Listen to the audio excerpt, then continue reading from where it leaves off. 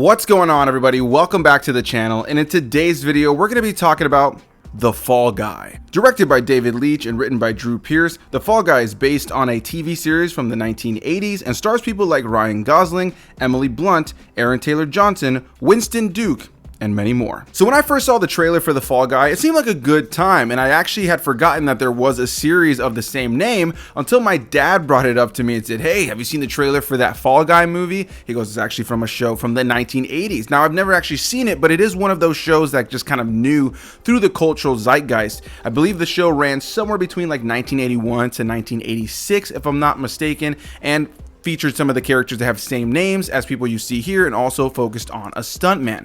The base premise of the movie we're following here, though, focuses on the character of Colt Seavers, played by Ryan Gosling, who at the very beginning of the film unfortunately was in an accident that took him out of the industry of being a stuntman. And over a year later, he has the opportunity to come back to the film industry to be a stuntman once again, as a woman that he once had a relationship with over a year ago, played by Emily Blunt, the character of Jody Moreno, is now getting the opportunity to direct a film, and he's going to be able to be the stuntman in that film. So he takes this as the opportunity to kind of revitalize himself in the world of being a stuntman, as well as hopefully revitalize a long lost love. Not too long into the film, though, the person who he's stunt doubling for, who's played by Aaron Taylor-Johnson, a big movie star known as Tom Ryder, has gone missing, and now Ryan Gosling's character has been tasked with the job of finding where the star of the movie is. As you can see in the trailer, Aaron Taylor-Johnson's character has got himself in with some seedy people on the side, and now Ryan Gosling's character is in a situation where he's wondering if he's a little bit in over his head with what's going on, and has to use his stunt background to try to save the day. Amidst all this, you have a love story, and they're still making a movie, and that's the basic gist of The Fall Guy.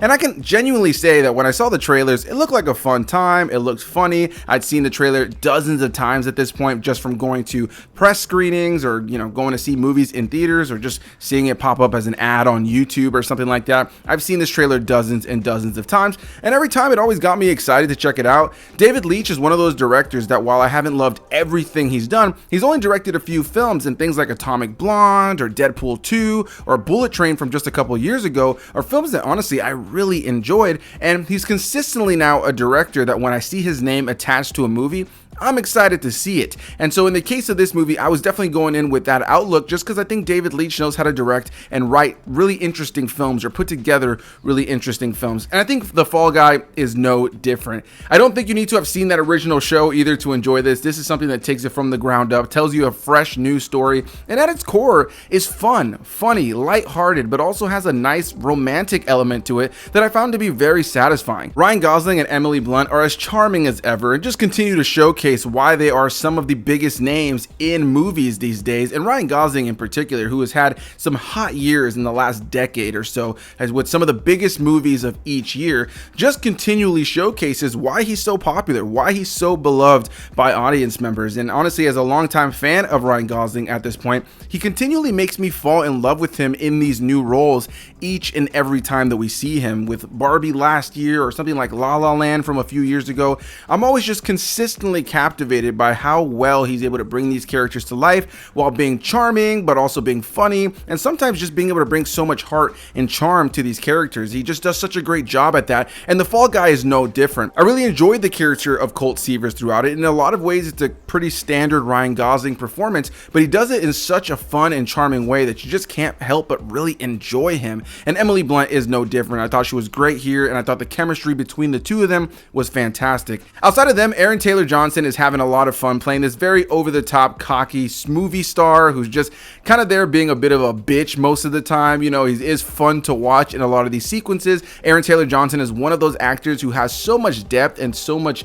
nuance that he's able to play so many different kinds of characters. You can play it serious, you can play it scary, you can play it stupid, silly, fun. He can play it like a over the top kind of just narcissistic kind of actor. In the case of this movie, he can do so many different accents. He's just always been so impressive, and it's crazy to see how his career has changed since the first time I saw him, and I think most people saw him in something like Kick-Ass. He's gone so far in his career and really showcased such a wide array of performances that seeing him in something like this, while he isn't the main character and he's kind of giving a bit of an annoying performance because that's what the character asked for, it just goes to show all the various performances he's able to give and how wide of an array his acting skills can kind of reach. And the other main person I'd want to mention here in this video is Winston Duke, who I've always enjoyed ever since I saw him in Black Panther, and then ended up seeing him in Us, and ever since then, anytime I see him pop up in something, I just find him to be a really solid actor. He's able to have great comedic timing while also playing a very imposing character a lot of time, and since this movie is just a lot more lighthearted and fun, he's able to really, stretch out those comedic hits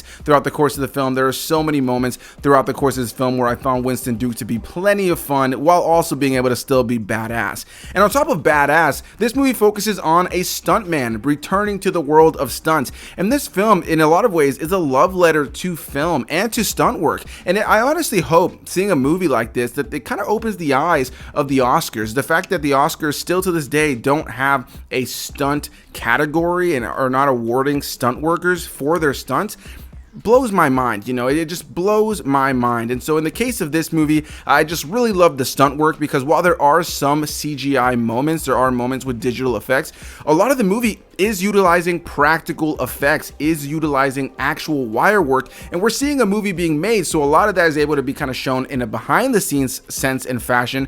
But there's also a lot of the movie that just utilizes a lot of actual choreography and fights and action and all these different weaponry throughout the course of the movie, as well as a lot of really badass explosions and car crashes and chase sequences with cars that honestly were all practical and looked great. And it just showcases the hard work that goes into a movie like this, and how much you really need that for a movie like this, and various other movies that aren't actually being meta and kind of leaning into the idea of touching on stunt work. So it goes without saying that The Fall Guy definitely celebrates stunts and the various people who do stunts to make these movies as amazing as they do. It's also very funny, it leans into it, it's very meta, it's very over the top, has tons of references to other movies and TV, and so in a lot of ways this movie is a love letter, like I mentioned, to movies. And if I had to lean into any gripes, I do think there are a couple of things that feel a little bit breezed over comedically at times, that oftentimes left a little bit to be desired when it came down to maybe a little bit of character exploration with a couple of things.